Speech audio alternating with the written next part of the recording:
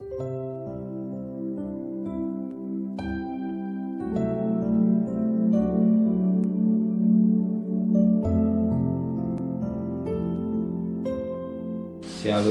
pagi bersama tundukkan kepala, pejamkan mata sejenak.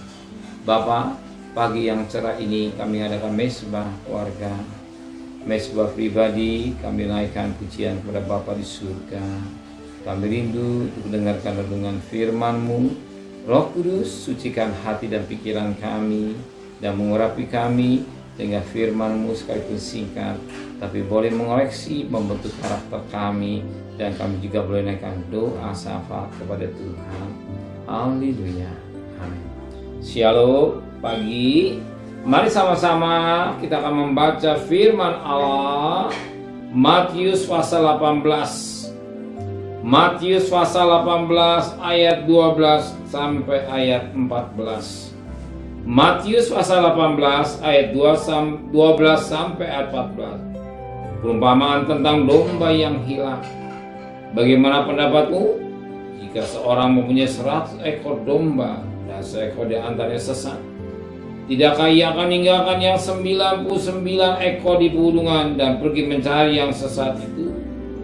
Dan aku berkata kepadamu, sesungguhnya jika ia berhasil menemukannya, lebih besar gembiranya atas seekor itu daripada atas yang ke-99 ekor yang tidak sesat.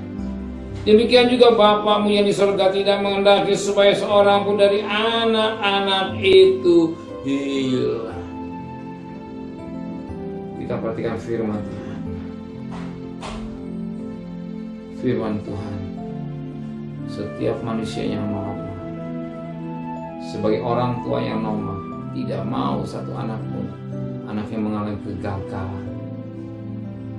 Dia merindukan anaknya berhasil dalam karya. Demikian juga Bapa di surga.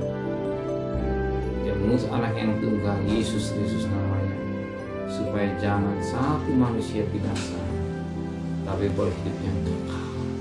Barang siapa yang percaya Yesus tidak binasa. Kenapa demikian?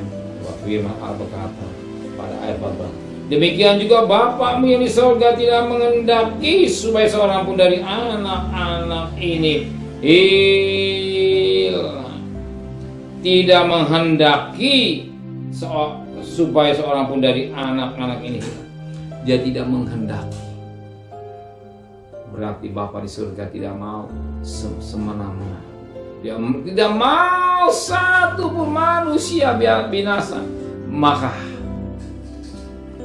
99 ekor sekalipun ada ditinggalkan, dia cari yang satu. Berarti dia memperhatikan keselamatan yang baik. Bagaimana kita sebagai keluarga yang baik, kita juga memperhatikan anak kita semua, warga kita, mantu cucu, usaha kita, pegawai kita, supaya mereka boleh terima Tuhan sebagai juru selamat. Jangan mereka binasa, tapi boleh hidup yang kekal. Bapa di surga sedemikian cintanya, kasihnya, belas kasihnya. Kita juga demikian. Kita gunakan uang kita, tenaga kita, pikiran kita, untuk cari jiwa-jiwa yang terhilang, yang sudah undur dari Tuhan, yang sudah jauh dari Tuhan, apalagi yang belum mengenal Tuhan, boleh diselamatkan. Bertemu dengan satu pribadi, dia pribadi yang dikatakan juru selamat, Yesus nama. Amin.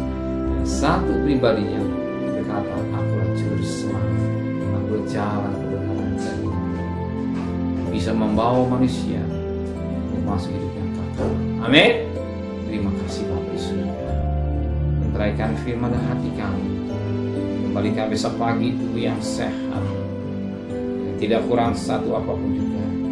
Berkati Bapak Presiden, Wakil Presiden, para Menteri, para Gubernur, para Bupati, para Wali Kota, para camat, para lurah, pada RW, para RT, para medis, para lawan Polri, berikan mereka tahu dan kasih. Terimalah berkat nikmat dari Allah Bapa, cinta kasih sayang dari Tuhan Yesus Kristus, dan berkat Roh Kudus menyertai saudara mulai hari ini sampai Maranatha, Tuhan Yesus datang. Yang cinta Dia katakan amin. Tuhan memberkati.